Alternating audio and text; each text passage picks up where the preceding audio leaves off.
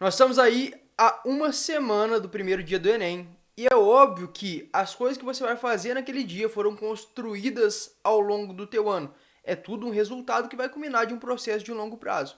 Mas nesse vídeo eu queria tratar com vocês de três elementos essenciais que vocês não podem deixar de ter na consciência, que vocês não podem deixar de preparar para esse primeiro dia do Enem e que pode ajudar bastante o desempenho de cada um de vocês nesse primeiro dia. Fala pessoal, eu sou o Matheus Custódio, dono desse canal, e hoje a gente vai falar um pouquinho sobre três estratégias essenciais para que vocês consigam um bom desempenho no primeiro dia do Enem. Antes da gente começar, propriamente dito, é importante eu falar para vocês que nós vamos tratar aqui tanto de elementos práticos, elementos técnicos, ou seja, o que você precisa fazer na sua prova, com exemplos práticos, como que isso cai em questões, como você precisa se preparar, quanto elementos um pouco mais abstratos, elementos psicológicos, porque eles vão andar junto ali na somatória do teu desempenho, Não adianta nada você estar muito bem preparado psicologicamente, só que não ter qualidade técnica. Assim como não adianta nada ter uma qualidade técnica muito grande e deixar se abalar ali por algumas coisas que acontecem, que podem acontecer,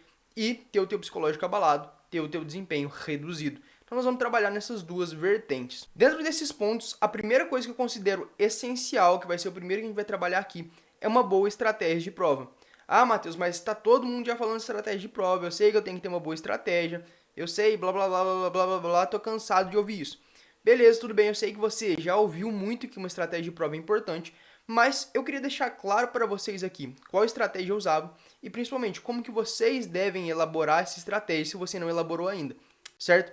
A estratégia, para quem não entende, para quem não está adaptado com esse termo, é basicamente a ordem que você vai realizar a prova e o motivo pelo qual você vai realizar a prova nessa ordem.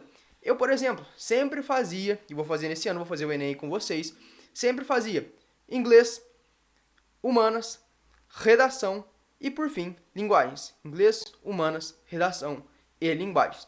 Porque essa ordem fazia sentido para mim.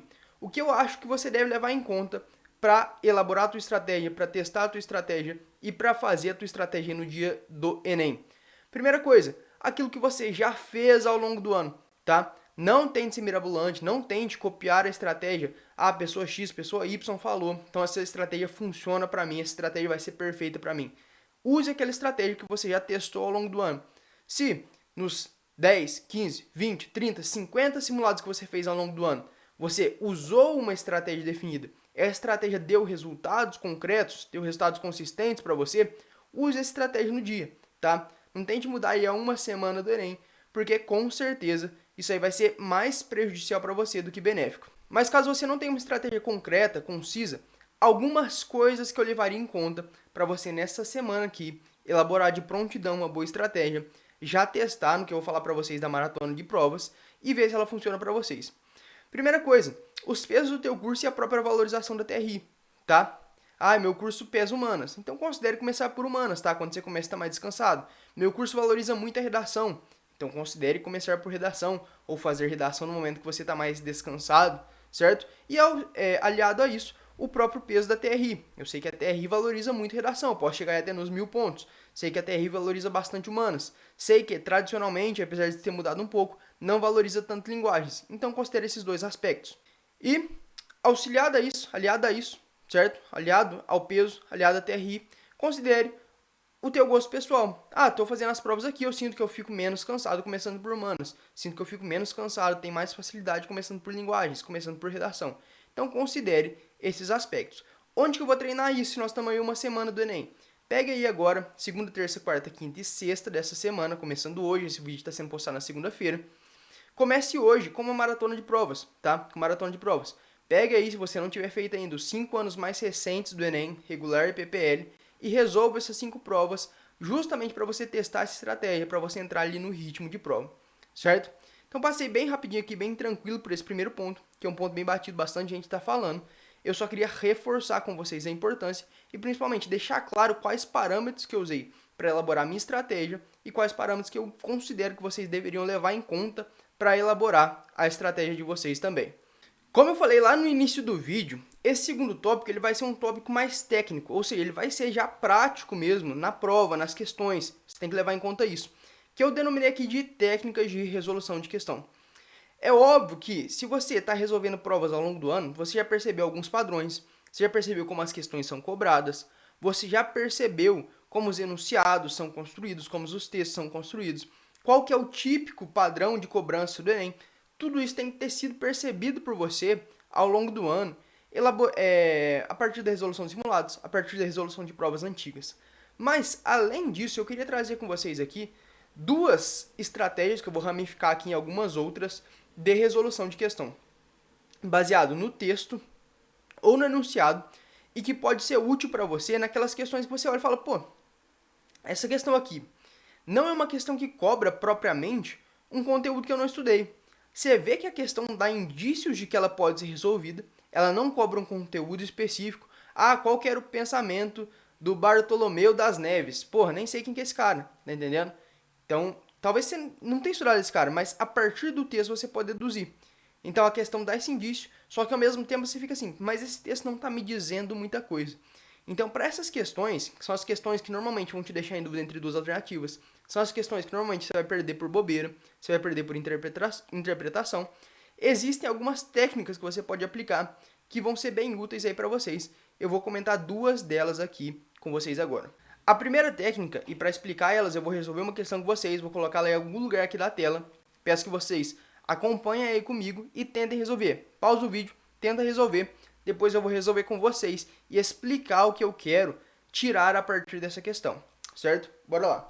O comando diz: a investigação feita por Pierre Pernal contribui diretamente, grifem essa palavra aí na cabeça de vocês, para a explicação científica sobre. Vamos ler o texto.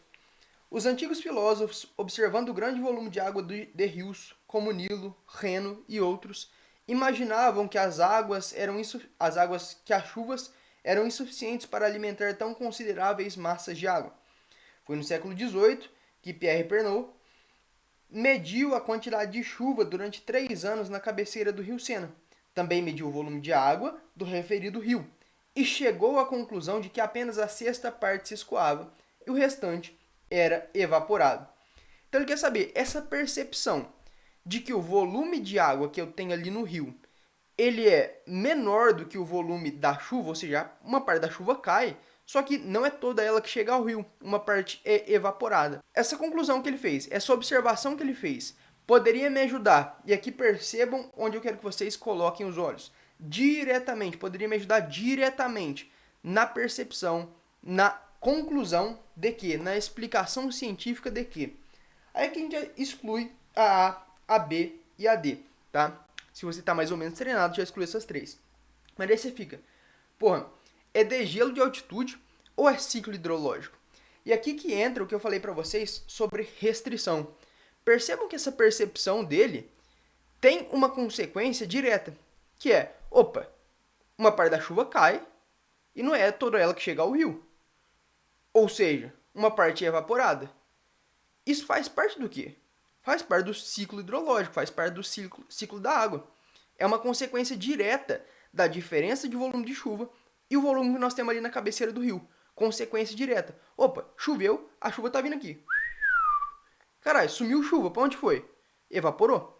Percebam que é uma consequência direta. A partir disso, ou seja, indiretamente, o que eu posso pensar? Ah, tá, então a chuva não tá vindo daqui. Ela tem que estar vindo de outro lugar. Qual que é esse outro lugar? É o degelo da altitude.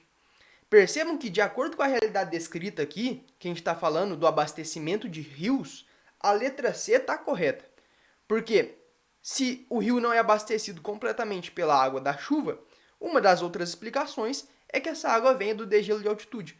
Mas essa é uma consequência indireta do fenômeno que foi descrito.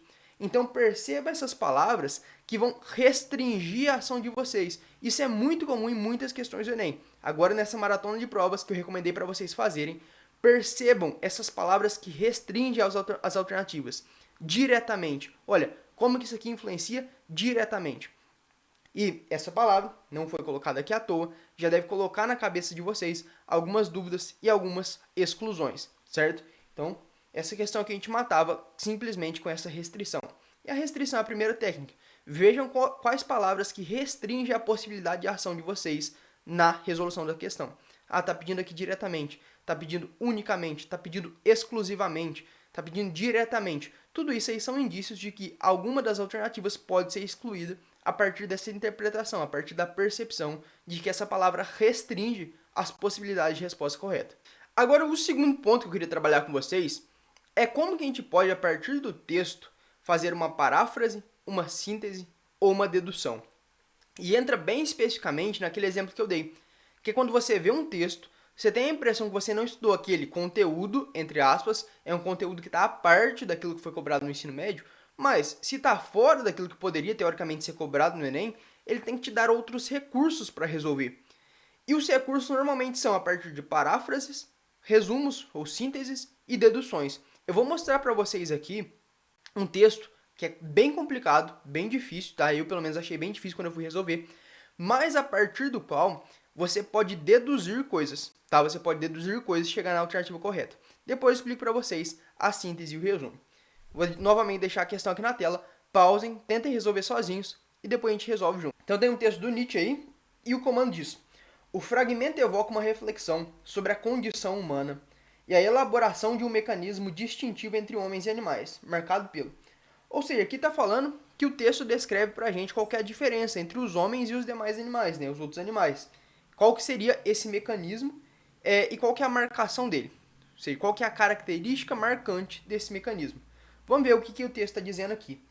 Jamais deixou de haver sangue, martírio e sacrifício, quando o homem sentiu a necessidade de criar em si uma memória. Os mais horrendos sacrifícios e penhores, as mais repugnantes mutilações, as castrações, por exemplo, os mais cruéis rituais, tudo isso tem origem naquele instinto que divisou na dor o mais poderoso auxiliar da memória. Grifem aí, memória. Se vocês lerem o texto várias e várias vezes, até entender que ele está descrevendo que os rituais, os sacrifícios, as castrações, elas foram se formando pouco a pouco como uma construção memorial do homem, ou seja, como uma construção de memória do homem, como um certo ritual, essa palavra também ritual é importante, vocês vão ver que não existe uma correspondência exata entre o que está descrito no texto e as alternativas. Se ele fala realidade científica, determinismo biológico, degradação da natureza, domínio da contingência, consciência da existência, percebam que nenhuma dessas alternativas sintetiza, resume ou corresponde exatamente ao que está descrito no texto. Mas a partir da descrição e a partir da paráfrase que você fez na tua cabeça, você consegue deduzir a resposta correta. Então aqui entram dois desses elementos, paráfrase e dedução. Opa, eu li o texto. Beleza? Uma vez que eu li o que está descrito aqui, eu consegui compreender que ele está me dizendo que esses elementos de violência, esses elementos de sacrifícios, de rituais, eles tomaram um lugar comum nas práticas humanas, de homens, homo sapiens. E aí, a partir disso, uma vez que você entende, fala, pô, por que o homem tem essa necessidade de construir a memória? Por que ele tem essa necessidade de construir a memória? É porque ele tem uma racionalidade científica? Não necessariamente, não necessariamente. É porque ele tem um determinismo biológico, isso vai com todos. Até que você percebe que a construção da memória, ela só pode ser exigida a partir da consciência da existência. Opa, isso aqui que diferencia a gente. O animal ele pode agir, entre aspas, racionalmente, ou seja, ele pode ter ações que dão pra gente a entender que ele está agindo racionalmente, que ele está agindo contra-intuitivamente. Só que o homem, quando ele faz isso, quando ele mata alguém, quando ele castra alguém, quando ele sacrifica alguém, ele está fazendo isso em prol da memória. E essa memória traz para ele a consciência de existência. Opa, existiu alguém de mim antes de mim, vai existir alguém depois de mim, tá entendendo? Essa pessoa fez determinado sacrifício, esse sacrifício simboliza alguma coisa. Percebam que todos esses elementos que o texto descreve têm relação do homem com algo que é para fora dele, ou seja, que está relacionado à existência dele. Então, a partir da paráfrase, a partir da expansão textual, a partir principalmente da dedução que a gente faz a partir desses elementos, a gente consegue chegar na resposta de uma questão bem difícil. Se você não entendeu, tudo bem, essa questão realmente é um pouco complicada. Mas, mais uma vez, perceba nas questões da maratona de provas antigas que você vai fazer agora, como que muitas vezes, reescrevendo o texto na tua cabeça, reelaborando aquele texto, colocando com palavras mais simples, sintetizando, resumindo e principalmente deduzindo a partir das informações que ele te dá, você consegue chegar na resposta correta. Se você auxilia esses dois mecanismos, que é o mecanismo da paráfrase, síntese mais dedução, com o mecanismo da restrição que eu falei antes, você tem uma chance de aumentar muito os teus pontos. Por quê? Porque você entendeu que a partir dos textos você pode chegar em alguma resposta concreta, só que você não fica viajando, porque você se limita, ou seja, você se restringe a partir do primeiro mecanismo. Então, uma vez que você associa essas duas coisas, a tua chance de aumentar os pontos na prova de humanas aumenta bastante, tá? Se ao longo da semana vocês estiverem ali fazendo a prova, vocês perceberem alguma questão que dá para resolver dessa forma, deixa aqui nos comentários. Olha, prova de 2018, regular, azul, questão tal. Que daí as outras pessoas vão ver e vão entender melhor isso que eu estou querendo dizer. Poderia colocar uma listinha aqui, mas eu quero que vocês façam isso para exercitar isso na própria percepção de vocês. Tá certo? E por fim, o último conselho que eu queria dar para vocês, para quem chegou aqui até no final do vídeo, é que vocês tenham na cabeça uma certa previsão da imprevisibilidade, tá?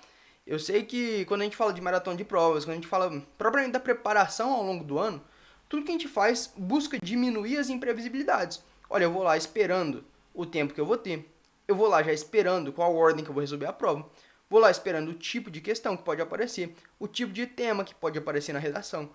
Mas tenham em mente que a imprevisibilidade ela tem esse nome justamente porque ela não pode ser prevista, tá? Então, se você chegou lá na prova, no domingo, e apareceu um tema de redação que você não tem segurança, apareceu 5, 6 questões da tua prova que você fala, nossa, não consegui entender nada aqui. Tenha em mente que isso é comum e, principalmente, que a redação foi diferente para você e foi diferente para os teus candidatos. As 6 questões foram questões difíceis para você e para os seus concorrentes. Falei candidatos, estou com a eleição na cabeça. Mas foi difícil para você e para os seus concorrentes. Então, tenham em mente que por mais que vocês se preparem, que por mais que você saiba o local de prova, que você vá com antecedência, que você tenha estudado milhares de temas de redação, que você tenha milhares e milhares e milhares de questões na sua cabeça, existe um certo elemento de imprevisibilidade. Ah, você está falando isso para eu ficar ansioso? Para eu ficar com mais com medo ainda da prova que eu já tô? Não. Estou falando para você ter tranquilidade, que existe um certo fator, existe um certo elemento, existe um certo campo de ação em que sobre o qual, né, em que não, sobre o qual nós temos controle. Olha, eu posso controlar as questões que já caíram, as questões que podem cair, os temas, eu posso dominar esses temas, posso dominar vários temas de redação, vários modelos, mas ainda assim existe um elemento de imprevisibilidade. Então, apareceu alguma coisa muito imprevisível para você ali no dia, não deixe que isso destrua a tua prova, tá? Não deixe que isso destrua a tua preparação. Pula a questão, deixa o tema para depois, inverte a ordem da redação ali se não tiver saindo nada, tá? Mas com calma, vai reajustando as coisas e principalmente pensa nisso, que mudou para todo mundo e todo mundo está lidando com essa imprevisibilidade. Não se desespere ali se você chegar no dia da prova e tiver algo que está muito fora do teu controle, porque muito provavelmente se você se preparou bem, vai estar fora do controle para todo mundo. Isso aqui é essencial para que você não caia o teu desempenho, para que você não diminua muito o teu desempenho por conta de um errinho, por conta de uma bobeirinha que muitas vezes você teve por um fator psicológico, tá? Essencial vocês terem isso em mente. Do mais, desejo aí boa prova para vocês todos que vão fazer, façam com calma, vejam as dicas desse vídeo com calma, coloquem aí em prática, porque eu não tiraria 15, 18 minutos aí da semana de vocês se eu não tivesse certeza que são dicas efetivas, que são dicas que vão, de fato, ajudar vocês. Então, um grande abraço, boa prova para vocês no domingo, até semana que vem.